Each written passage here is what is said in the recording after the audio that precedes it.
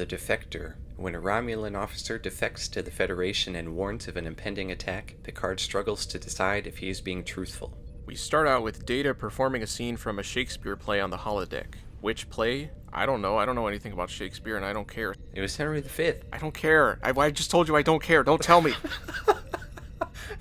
Patrick Stewart plays one of the other guys in the scene, which is funny. I mean, it's cool, but weird that Patrick Stewart decided to play this holodeck version of Michael Williams. I can only surmise it's because he loves Shakespeare so much. Michael Williams. That's the character's name. Really? Yeah. In the Shakespeare thing, that's his name? Yes. Okay. Obviously, you have no culture. That's why you're watching Star Trek. The reason Data's doing this is to have a chance to explore the human condition. It seemed like a season 2 opening, but I didn't really have a problem with it. What did you think? Thought it was fine. I do like how the other guys are about to attack Picard when he reveals his presence. The Enterprise detects an unidentified vessel in neutral zone territory. It turns out to be a Romulan defector requesting asylum while being pursued. The ships cross over into Federation territory, and the pursuer turns back. They beam Cetal, the supposed Romulan defector, onto the Enterprise, and he claims to have information about an impending Romulan attack. Cetal is played by James Sloyan. I'm not sure if that's how you say his name. He's in a lot of Star Trek. He's in Next Generation, he's in Voyager, he's in Deep Space Nine. He also showed up in that one episode X-Files, and he was the voice of the Lexus commercials until he was replaced in 2009 by James Remar.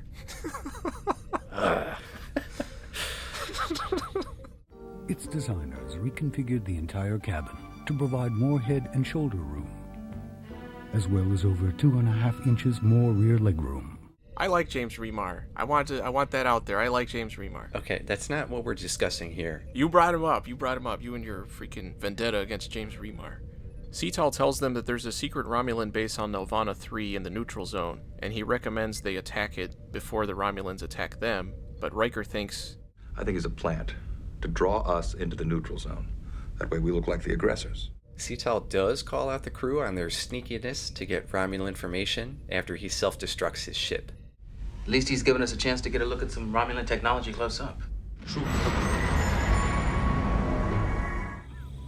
Oh, you couldn't get aboard my ship fast enough, I thought it was a nice touch that Beverly references the Enemy episode when she was treating Cetal for his wounds. Yes, I had a chance to gain some experience recently.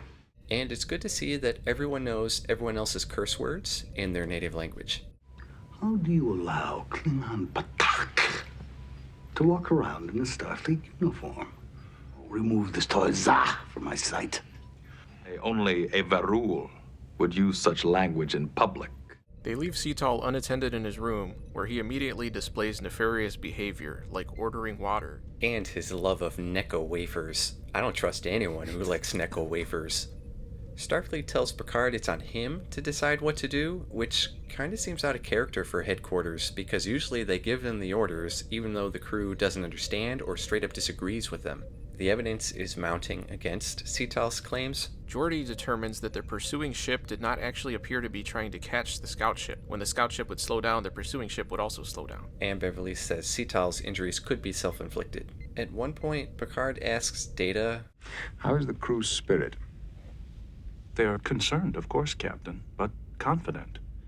Troy seems like a better choice to ask that question. And apparently the ship has an interrogation room, which is pretty intense and cool at the same time. They send out a probe to Nelvana 3, the supposed location of the Romulan base in the neutral zone. It picks up artificial disturbances that could be generated by Romulans, and the only way they'll know it's legit is to enter the neutral zone and check it out in person. Geordi explains the concept of making a decision from the gut to Data, and it's kind of an oversimplistic and dumb conversation, which is exactly what I expected. Data then has a discussion with Cetal and is taken to the holodeck, where it's revealed that Cetal is actually a Romulan admiral, not a logistics officer like he claimed before. And Starfleet tells Picard, The Council strongly advises that you consider Giroc an unreliable source of information. When Cetal talks to Data, he delivers some lines that were cut from Rutger Hauer's speech at the end of Blade Runner. Attack ships on fire off the shoulder of Orion. To see the fire falls at Golgotha. I watched sea beams glitter in the dark near the 10-house gate. as they rise above the Apennix Sea at dawn. Tears. In rain. Picard needs evidence and doesn't believe Admiral Jarok. Are you prepared to help us detect them through their cloaking shields? And Jarok reveals that he's had a genuine change of heart and wants a better galaxy for his child to grow up in, which didn't sit well with Romulan High Command, so they bumped him to some non-assignment, so he defected. Admiral Jarok has provided me with the locations, strengths, and tactical plans of the Romulan fleet. When the Enterprise gets to Novana 3, they find no Romulan base. Is it possible they could have been feeding you disinformation? It's kind of silly that Picard throws out that conclusion now, when the tensions are at the absolute highest, and no one even suspected that before. Yeah, but it's late in the episode, so he needs to come to definite conclusions. Naturally, the Romulans are already there, and Tomalak shows up again. Do you believe him this time, Robert? We are studying Nelvana 3 for archaeological research. The people on the Enterprise don't know what really happened. They don't know if the Romulans are telling the truth or not. I think they should give them the benefit of the doubt in this situation. It turns out that Jarok was given false information to test his loyalty. So things are looking pretty dire, but the Enterprise has an ace up its sleeve in that it has drafted the help of the Klingons. They did mention earlier that Worf was going to contact the Klingons, but it still feels like a Deus Ex Machina that they just pop up at the end like that. Agreed. So everyone leaves, and Jarok realizes all was for naught. He ends up doing the unthinkable and eats his Necco wafer, which has the expected result of eating a Necco wafer. I'm sorry, Captain. There was no antidote.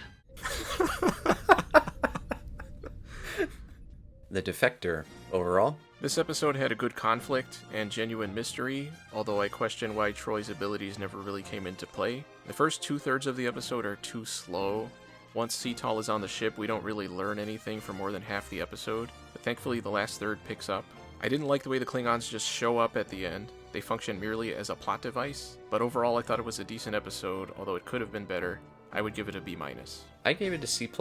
The twist for Jarok was not entirely unexpected and actually fit right in with Romulan tactics, but I would have thought someone would have the same idea as Picard earlier, or at least Picard would have said it out loud before the shit had already hit the fan. You said the first 2/3 were too slow, and I felt like they tried to compensate by putting Data's exploration of everyone else's reactions as a subplot, but I was a little disappointed that that died off unceremoniously once the action picked up. I would have liked to have seen a resolution to that subplot.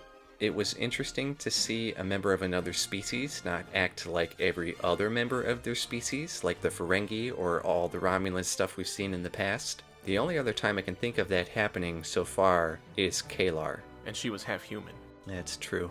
And I didn't like that Jarok just killed himself. No, he didn't need to give up Romulan battle secrets or military bases, but he could have given them more insight into their culture, which Data admitted they had almost no knowledge of, and it would have been a good starting point to start relations between the two cultures, which is exactly what Jarok's end goal was. A little sloppy, especially the wrap-up, but overall, it was okay. Definitely better than the junk that was the previous episode. Still can't get over that.